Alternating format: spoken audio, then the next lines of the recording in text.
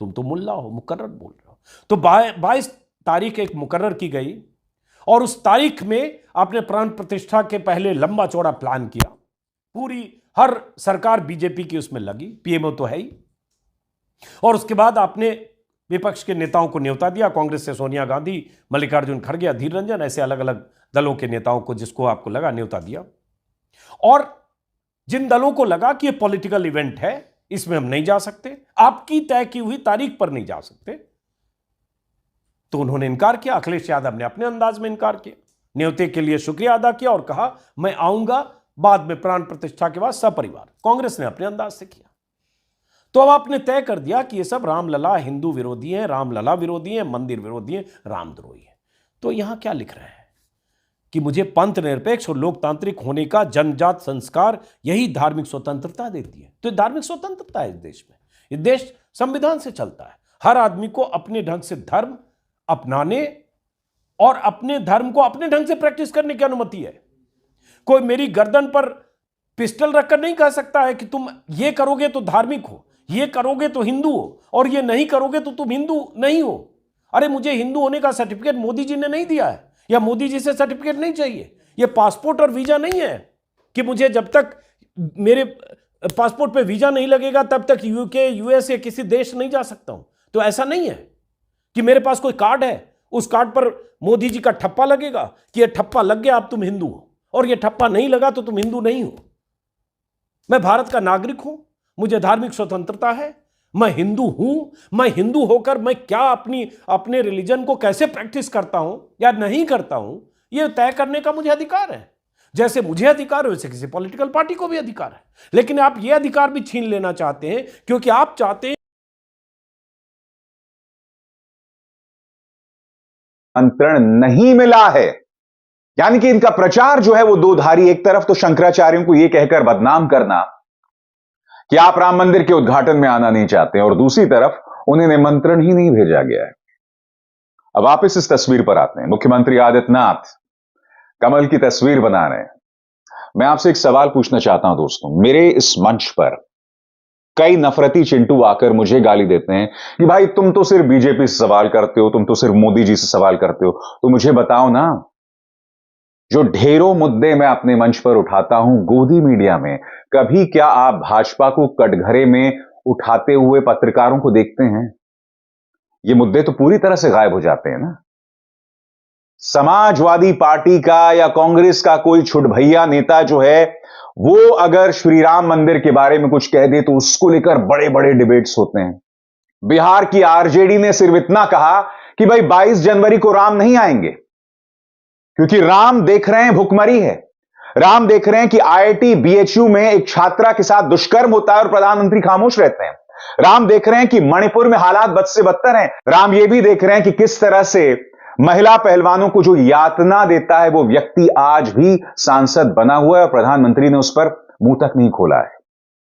वो ये मुद्दा उठाते हैं। इन चीजों को लेकर विपक्ष को धर्म विरोधी, हिंदू विरोधी बताया जाता है, मगर जब ये तस्वीरें सामने उभर कर आती हैं तो इनके मुंह पर एक ताला हो जाता है। ना पापा की परियों में, ना मीडिया के गुल्लुओं और कालुओं में हिम्मत है कि इस मुद्दे को लेकर भाजपा से सवाल कर सकें। चलिए इस मुद्दे को भूल जाइए। एक बार फिर मैं साबित करना चाहता हूं कि भाजपा से सवाल बिल्कुल नहीं किया जाता। दूसरा मुद्दा, इस खबर को देखिए। याद है आपको कितने चीते लाए गए थे? 10वें चीते की मौत हो गई है मध्य प्रदेश में। 10वें चीते की मौत हो गई है।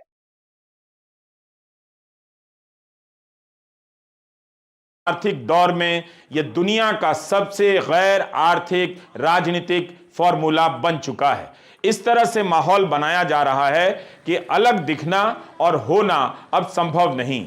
हाउसिंग सोसाइटी में लोगों ने रंग दिखाने शुरू कर दिए हैं। स्वेच्छा से चंदे के नाम पर दिन भर के कार्यक्रम तय कर दिए गए हैं। सभी को पता है कि केवल मंदिर का कार्यक्रम नहीं है, बीजेपी की राजनीति का भी है। लेकिन राम के नाम पर होने वाले इस कार्यक्रम के लिए हाउसिंग सोसाइटी वाले मिडिल क्लास चंदा देने में लगे हैं और मांगने में लगे हैं। लाउडस्पीकर का विरोध कभी किया करते थे, मगर लाउडस्पीकर लगवाने में लगे हैं, जबकि लोग पहले ही मंदिर के लिए घर घर से चंदा दे चुके हैं। हाउसिंग सोसाइटी में 22 जनवरी के दिन के लिए स्वेच्छा के नाम पर चंदा उगाही शुरू हो गई है। मंदिर के निर्माण के लिए लोग पहले ही चंदा दे चुके हैं। फरवरी 2021 में यह आंकड़ा 2000 करोड़ पार कर गया था। अब तो 5000 करोड़ हो ही गया होगा। सरकार भी अपने स्तर पर काफी खर्च कर रही है। 22 जनवरी के दिन आप देख सकेंगे कि जनता का कितना बड़ा वर्ग बीजेपी के तंत्र में समा चुका है। वो भी समा गया है जो इसका हिस्सा नहीं होना चाहता, क्योंकि अकेले नाम बीजेपी का नहीं, राम का भी तो है।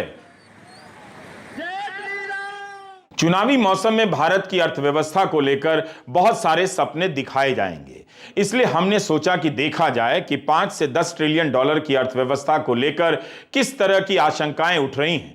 जीडीपी का ढोल इस तरह से पीटा जा रहा है, मगर उसी के शोर में यह सवाल गायब कर दिया जाता है कि आम आदमी की हालत सुधरी है या नहीं, उसे क्या मिला।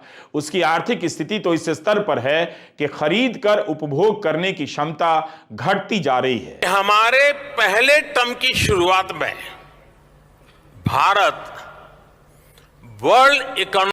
तो जी हाँ दोस्तों, आपका स्वागत करते हैं आपके अपने चैनल में। इस चैनल में आपको गोदी मीडिया के खिलाफ जो भारत में प्रोपेगेंडा गोदी मीडिया फैलाती है वो उसके बारे में आपको इस चैनल में बताया जाएगा। तो बहुत से सारे लोग मिलकर इस चैनल को सब्सक्राइब कर लो। दोस्तों, आप जानते हैं गोदी मीडिया किस तरह अपना एजेंडा सेट करती है। हर तरफ न्यूज़ चैनलों में ही पहले भारत के न्यूज़ चैनलों में इकनॉमी और विकास की बात होती है, पर अब वो देखने को आपको पता है वो अब नहीं मिल रहा।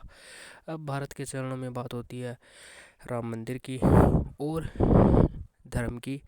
उसने उसको कहा, उसने मेरे धर्म को ऐसा कहा, उसने मेरे धर्म को ऐसे कहा। इस बारे में चर्चा आज टीवी चैनलों पे हो रही है, पर क्या ये सही है? क्या ये सरकार हमें शिक्षा और रोज़गार के मुकदमों से बहका रही है? मुझे तो दोस्तों ऐसे लग रहा है कि ये हमारे शिक्षा और रोज़गार जैसे मुकदमों से ही बहला रही है। गोदी एंकर दिन रात हिंदू मुसलमान करते हैं, ये आपको सभी को पता है, पर उनको मिलता क्या है दोस्तों? आपको ऐसी न्यूज़ सुनने से कुछ नहीं मिलता, पर उनको मिलता है दोस्तों फंडिंग।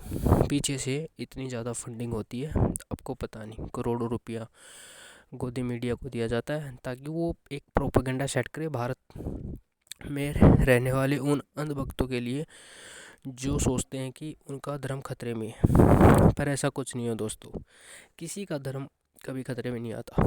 खतरे में होता है सत्ता की कुर्सी।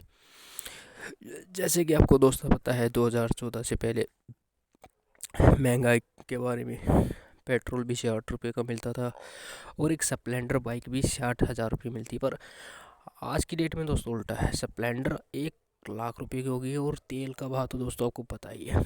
और इसका कारण ये नहीं है कि कोरोना के समय कुछ नहीं होता दोस्तों।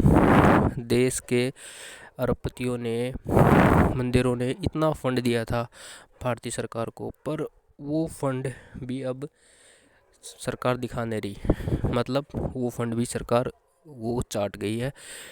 कोरोना कहाँ होता है दोस्तों?